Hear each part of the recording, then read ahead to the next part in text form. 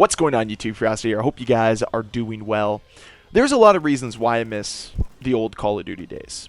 Not only were the games more fun, the games felt like they had passion behind them. Call of Duty had an identity. The community was toxic but still fun.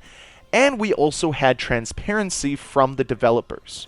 We used to have community managers that would reach out to us directly and talk to the community and interact with the community. Something that has gone by the wayside with newer iterations of Call of Duty, which is really disappointing because it felt like you were a little bit more connected to Activision and the developers because there was a community manager that was taking in your complaints, whether they were legitimate or not, whether they were valid or not, but they were taking them in, but they were also trying to deliver an experience to the fan base. And one of those old community managers was Robert Bowling, 402 on Twitter. And you're probably wondering why I'm bringing him up today. And the reason is because he tweeted about the whole fiasco that's going on between Activision and their community.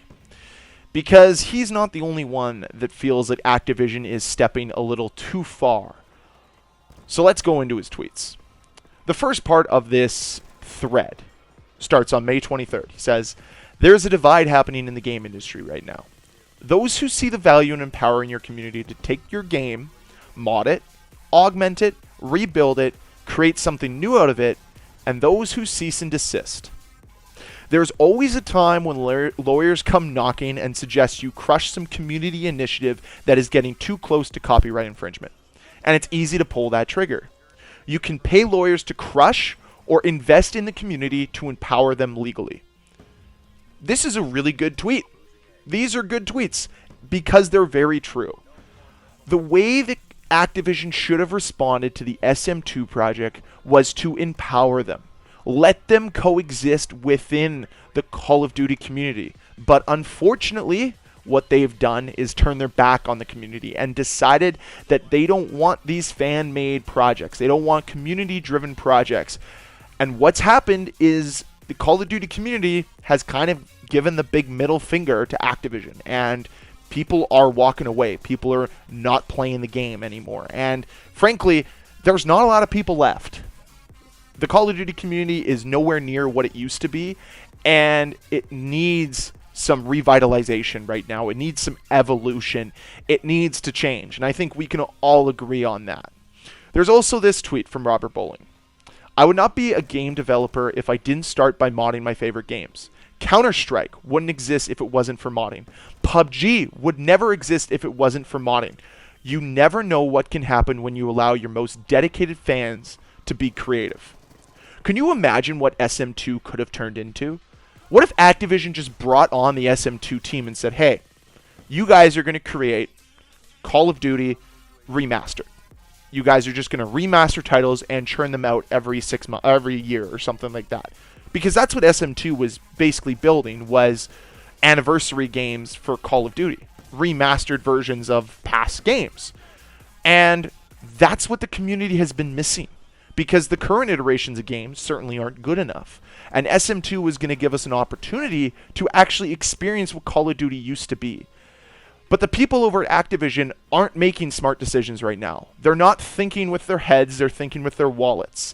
They're deciding every decision solely on, will it affect our bottom line right now versus, will it help us grow over time?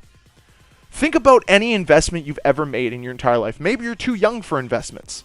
But the way it works is you invest little by little and watch it grow over time. It compounds. You'll hear the word compounding interest. That's what this community should be all about. We should be trying to compound the interest that is within the Call of Duty community. But what you're doing is you're actually declining the interest in this franchise because you consistently sniff out any chance this community has to grow or to maintain its current level. That is why people are pissed off. That is why people are turning away. We want to support your game, Activision. We want to support this franchise, but you're making it extremely difficult to stay on board with decisions like shutting down SM2, with the decisions of shutting down X Labs, and I can only imagine the way people are going to feel if a certain other mod is shut down as well. So what's the lesson here? What's the takeaway from these tweets from Robert Bowling? I think it's pretty simple. Communities that survive and are thriving are there because their developers and publishers are empowering them and investing in them.